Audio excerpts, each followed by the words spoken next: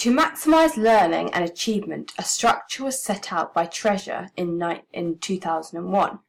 Its purpose is to promote mastery goal orientation and to minimise performance avoidance orientation. This structure is an acronym known as TARGET. The T stands for task. This is talking about the fact that a range of learning activities should be used that are challenging and are useful for helping individuals improve. These tasks should be engaging so players want to perform them well. The A stands for authority. This is that the coach should give students the opportunity to be responsible for their own learning from time to time. This can help as it means that the players can do exactly what they feel will benefit them, and they'll enjoy it if they have chosen it for themselves. The R is for recognition. Coaches should be giving out rewards, incentives, and praise for individual effort, achievements, and improvements. This will help players stay on track and give them something to work towards. G is for grouping. Coaches should group players on ability. This is to promote and encourage collaboration and engagement with tasks. The E is for evaluation. Assessments should be used by the coach sometimes to assess their players. They should assess the players in their improvement and knowledge in public. And finally, the T is for timing. The coach should give the students flexible times to practice, plan, or evaluate. This can be used to get students making mastery goals for themselves. Also, time should be given for players to complete any schoolwork they need to do. Because if John was able to set himself his own goals and complete his tasks the way he liked to do, he may not have quit swimming. He decides on the way that he could plan his own how his sessions would go. He'd avoid any races and comparisons with others and mainly focus on himself and his technique improving. The motivational climate is when the environment influences individuals' level of motivation. It's when a coach creates a certain environment for their players. They do this by designing a session based on what suits the players best and what preferences the players have. It has been shown to have a positive impact on intrinsic motivation, enjoyment, and general participation. There are two different types of motivational climate a coach can use, either task climate or ego climate. The players who like the competitive aspect of sport would lean more towards the ego climate, whereas players who want to improve, get feedback from the coach, and have a more relaxed environment are more suited to task climate. For those who prefer ego climate, the coach would make sure that they put the players in pressured environments and get players into competing against their teammates. In ego climate, it mainly focuses on the outcome and success links due to the comparisons, whereas task climate is more focused on improving and learning new skills. The coach will set challenges for players, and success is linked to previous abilities, and so improvement is the main focus. The coach gives players targets to work towards and provides them with feedback and advice. A task climate is considered a much healthier environment for players, as the coach does not compare each of the players with one another, and players are mainly focusing on improving and becoming a better player. Because with ego climate, players are always exposed to competitive climate, and the coach is always looking at who's best and comparing you to other players, which could have negative impacts.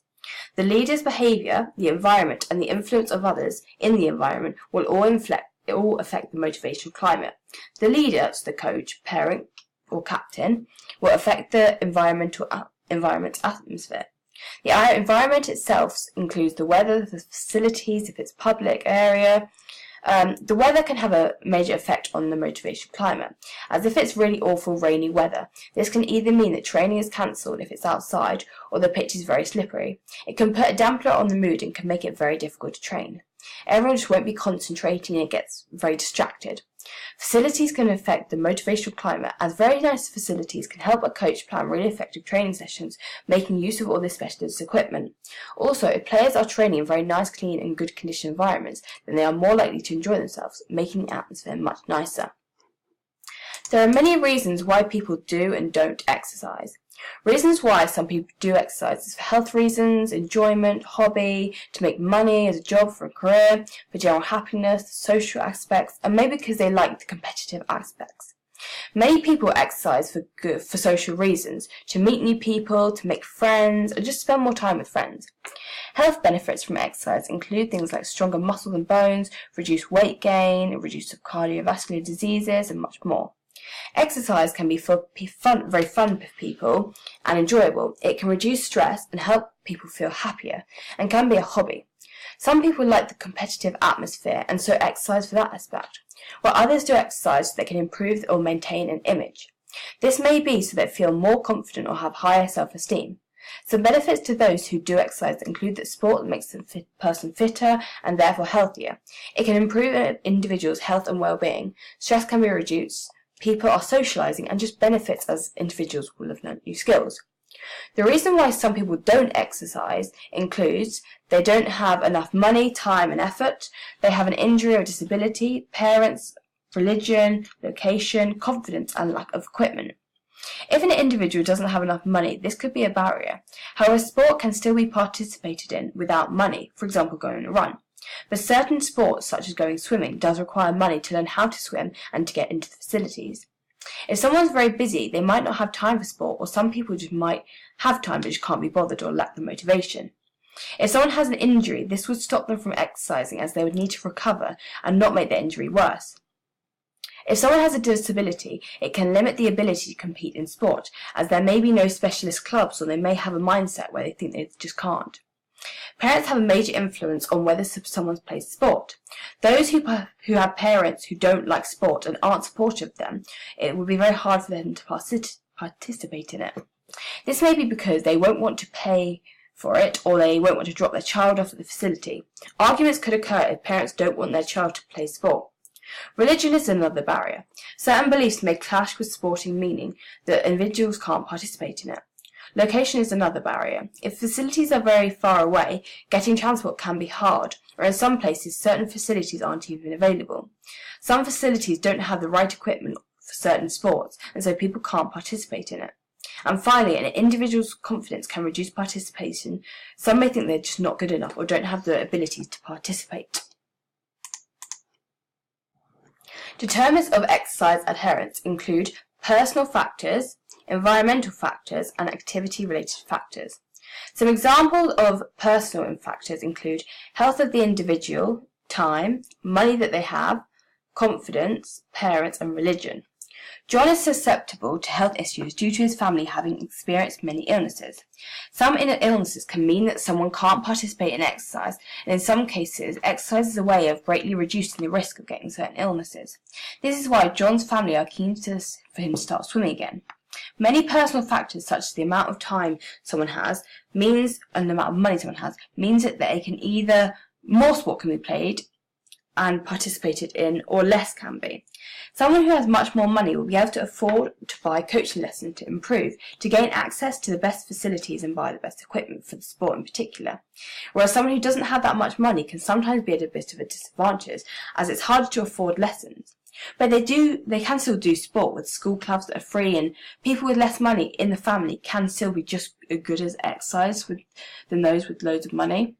Some examples of environmental factors include the location, the climate, and the facilities available. The climate varies in different environments. For example, if someone wanted to ski but lived in England, the climate isn't right for them, for the skier, as there's no snow. The location of the individual can make it hard to get to certain clubs. If they're very far away, it can be very hard to get the motivation to go and play sport if travelling there takes a very long time. Compared to someone who lives very near sports facilities, they are most likely to be very motivated to go and train if they're only a few minutes away. Some activity-related factors include the ability of the individual, the expense of the activity, equipment available, competition for the sport, and disabilities. The ability of an individual can sometimes mean that they can or can't participate in some specific sports, such as in swimming. To get into the swimming, into counties, for example, you have to have a county time will be good enough. With most school clubs, coaches allow all abilities to come and join in. However, to get onto the school team, the best players are picked. This can put down people's confidence and motivation if they don't get picked, and result in them not wanting to swim or play. In John's case, when he got average grade, which was posted on the wall, it led to him not wanting to go back to swimming. There are 3 different models of behaviour change: the theoretical model, health belief model, and the theory of planned behaviour. The trans-theoretical model was developed by Proska and Marcus in 1994. It tries to explain the process of behaviour change. There are 5 different stages at which an individual goes through to reach their stable and improved lifestyle. It starts off at stage 1, pre-contemplation. In this stage, the individual isn't ready yet or is unlikely to start the healthy behaviour. They do start to feel down about their ability. Their parents or peers are encouraging them to start. In John's case, after his assessment grades were very average, and this ended up resulting in him not wanting to continue swimming. His parents are worrying that he won't return to swimming. They're trying to get him back into swimming, and they need to change his attitude. The next stage is contemplation. In this stage, the individual has the intention of getting ready to go back and thinks about changing their behaviour, but they end up avoiding the action and putting it off. John knows that it's good for him to swim, but he just has these bad feelings towards swimming and negative thoughts playing on his mind, preventing him from starting. His parents want him to start swimming because they fear he may be vulnerable to health issues. John may start to feel more open to going back and think that he does like it, but something is stopping him from taking action. Preparation is the next stage. This is when the person is preparing to go back and is ready. They'll take gradual steps for it to begin again. In John's case, he has his family and friends that have offered to go with him to help him start. When he goes with his family and friends, no comparisons are made and there's no pressures to race. At this point, he'll start to go back to swimming, but only when he's in a comfortable environment with his family and friends. The next stage that occurs is action. This is when the behaviour is finally initiated and built into a person's lifestyle. Techniques are examined to keep that behaviour going for the individual so they don't start dropping back down stages. As it's very easy to slip and start going back to their old ways of not being ready. John starts to go swimming at his school, but there is a risk that he could stop again, so his family and friends need to act as motivators to make sure that he sustains it. The final stage is maintenance. In this stage, the individual has a changed behaviour and their lifestyle is improved. It's important that they stay self-aware and keep challenging themselves to achieve their goals. They may still need to be encouraged and supported by family and friends so they continue with the behaviour. In John's case, he needs to start making swimming something that he can enjoy. He'll then start finding swimming fun again. He'll get more lessons and his performance starts to improve, and he'll feeling better about his ability.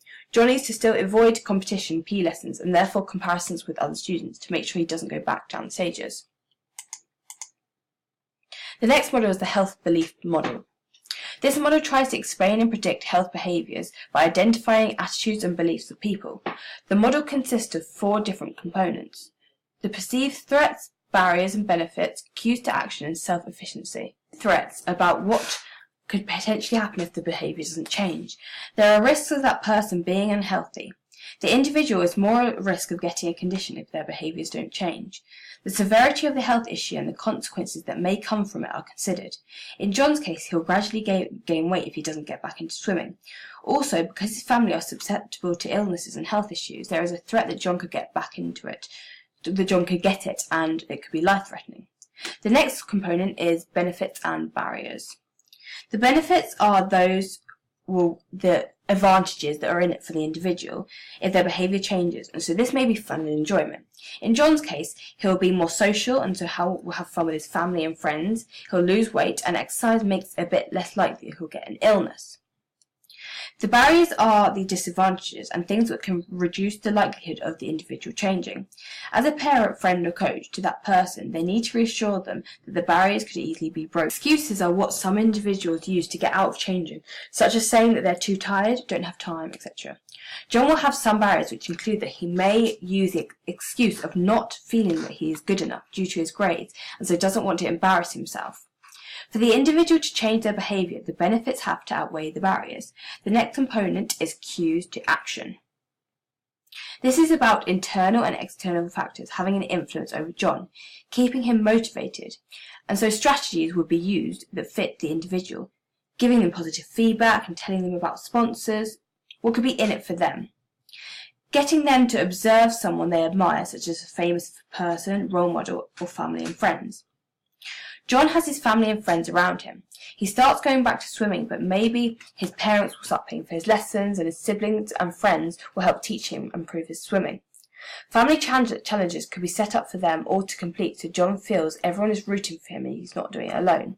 These strategies could help keep John interested in swimming. The final component is self-efficiency. This is about how the individual feels about finally carrying the change, the end result. They need to believe that they can do it, and if they want to maintain it, they have to have a positive attitude and mindset. Targets could be set for the individual so that they have something to work towards and can look back on their progress.